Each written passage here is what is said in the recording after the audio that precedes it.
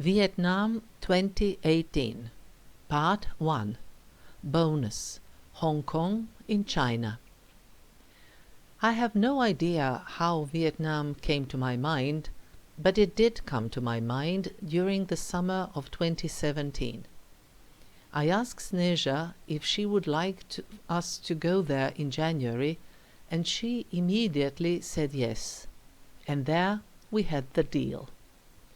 Then, in one of the cafes close to my home, I ran into Marina, a friend from some physical exercises we had both stopped going to a couple of years earlier.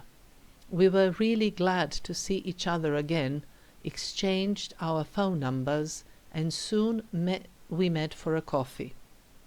Then it turned out that Marina had actually been to Vietnam a few months earlier. Just a pure coincidence, huh?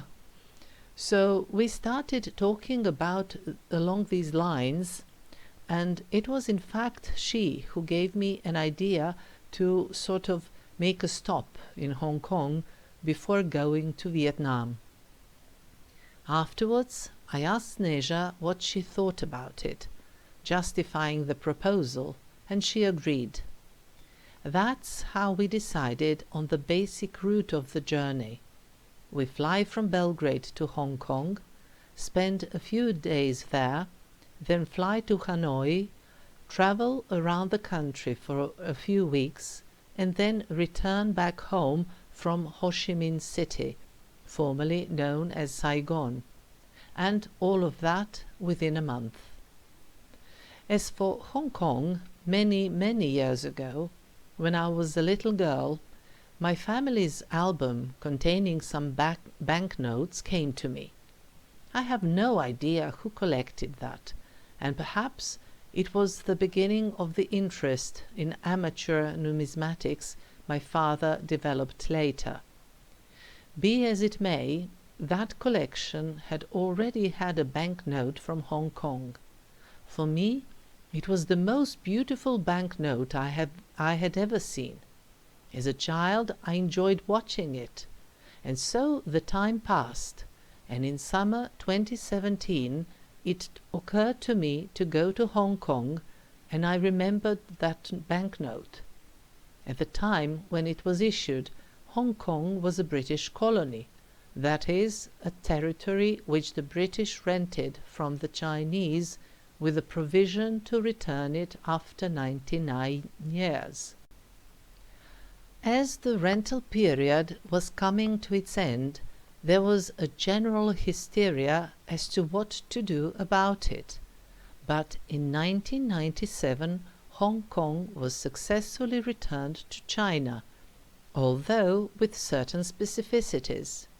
Today, it is a special administrative region of the People's Republic of China and an autonomous territory. We started with our journey at the very beginning of 2018. Although we slept little during the flights, we had a change of planes, we agreed not to sleep at all during the day, but rather to try to walk during the day and go to bed very early in order to overcome the jet lag and get into the Hong Kong time zone.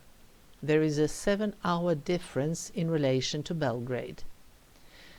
This was my old and proven, so to speak, recipe in the cases when I'm flying eastwards, and I have to say that it worked out well this time too. But, to start with, while we dragged ourselves with quite hazy heads, we headed for the port. We wanted to see where the boats we were planning on using in the following days leave from. The day was perfect, not too hot and not too cold. A few clouds, but not too much. Our hotel was at a very good location, so we soon reached the shore, and there we walked along the spacious quay. Already on our way from the airport to the center, it was quite clear that Hong Kong was a modern, urban beehive, as well as a very well-off beehive, and that may clearly be seen by the large number of modern buildings that are located along the walking area we strolled along on our way to the port. The walking area stretches beside a strait, and let me now clarify the geography a little. The autonomous territory of Hong Kong consists of a large number of islands and a continental section. The main, central island is also called Hong Kong, and our hotel was there. On the shore, opposite the center, there is the peninsula of Kowloon. It belongs to Hong Kong, the region. Along with it, there are also the new territories, which, in addition to the continental part, also comprise numerous islands. After a brief visit to the port, we headed towards the main street of the island of Hong Kong. As the region, Hong Kong is one of the economically most developed in the world, and it is a very important financial center. In other words, there is a lot of money here, and this may be seen quite easily when walking around the center. There are, of course, the tall buildings, but there are also streets filled with traffic, as well as numerous footbridges for pedestrians leading over these streets in order for the pedestrians not to slow down the traffic of vehicles. We went slowly to the special escalators that constitute a proper tourist attraction. This may sound odd, but not in Hong Kong. The escalators here constitute a unique type of public transportation. Namely, in the background of the central section of Hong Kong, there is a very steep elevation, and up to a certain height there are buildings arranged on its slopes. Since it is very strenuous for people to climb regularly such a steep terrain, which they certainly used to do in the past, a whole series of escalators has been constructed which facilitate the people when going to work or returning home. This is the central mid-levels escalator and walkway system, and this is the longest outdoor covered escalator system in the world. It is 800 meters long, and it covers the vertical climb of 135 meters. In the morning, from 6 to 10, the escalators move downwards, and from 10 a.m. to midnight they go upwards. Parallel to them there are steps that are used by those going in the direction opposite to that of the escalators. The system consists of 18 escalators and 3 inclined moving walkways. Certainly, this system was not made for a couple of houses on a hill with a few people living in them. Hong Kong has one of the highest population densities in the world, so this system has been envisaged for an easy movement of a large number of people living in this part of the city. While going along the route, we passed a residential high-rise building. I was fascinated by the tidily arranged outdoor AC units, but, in addition, the photo that can be seen in my blog also suggests the number of residents that may fit onto a small land area. We interrupted our ride on the escalator at some point, for we felt we had to stop somewhere for a coffee and have some rest, since we were getting very tired. Still, After a short break, we continued along the escalators going upwards. For our state of being at the time, this was the perfect choice.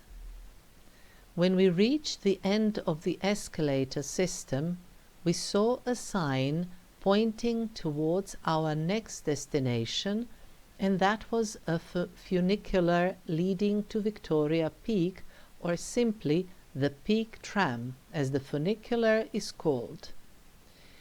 When we got to the place from where the funicular leaves, we were shocked by the crowd. Still, we decided to wait, and we indeed waited for almost 1 hour and a half. It was not easy for us, but we eventually managed to get on the tram while there was still some daylight. The ride on the 2 joined large wagons took only some 5 minutes. Once you leave the funicular, you enter directly into the realm of commercialism. Souvenirs, bric-a-brac, some more souvenirs, lots of different colors, neon lights, as well as escalators. You can do good business here if you are an escalator manufacturer. Since 5 to 6 levels above the main arrival stop of the funicular, there is a terrace with a panoramic view, and from there is indeed a beautiful view at Hong Kong. One of the ideas when we planned coming to this precise spot was to do it in the late afternoon on account of the relative position of the sun. Since we spent a lot of time just waiting to get to the peak, we actually managed quite so. Moreover, we also had a bonus of a kind, since the night was quite close and we knew that the lights on the Hong Kong skyscrapers would come on, and so they did. And, by the way, this is one of the most familiar sights in Hong Kong, precisely this view from Victoria Peak at the skyscrapers adorning the center of the city. It is interesting that Hong Kong is the city with most high-rise buildings in the world. It has more of them even than New York. On our way back to the hotel, with an intention to go to bed early, we had a nice walk, but we also needed to eat something. Although we were very tired, we did enjoy a bowl of wonton soup. During the night, probably owing to major tiredness, little sleep and a lot of sightseeing, and because of the abrupt and large drop in my bodily temperature caused by the strong cold wind that blew on Victoria Peak, I slept poorly and kept waking up feeling cold. Even my warm pyjamas and 10 hours sleep did not help much, and I woke up with a sensation as if I would get a cold. Well, I really did not need that. In not too great a mood, together with Sneža, I headed to the Hennessy Road, since we were catching an eastbound tram. What is important about trams on the Hennessy Road is that they go either in the east or in the west directions. But what is particularly interesting about them is that these are the only double-decker trams in the world. The 2 of us let one tram pass since it was more crowded, but we hopped onto the next one, went up, took our seats and enjoyed the view. We went to the part of the city in which the escalator system visited the previous day was located, and there we looked for a tea house that was recommended to us. Along the way, we certainly watched the city and its details.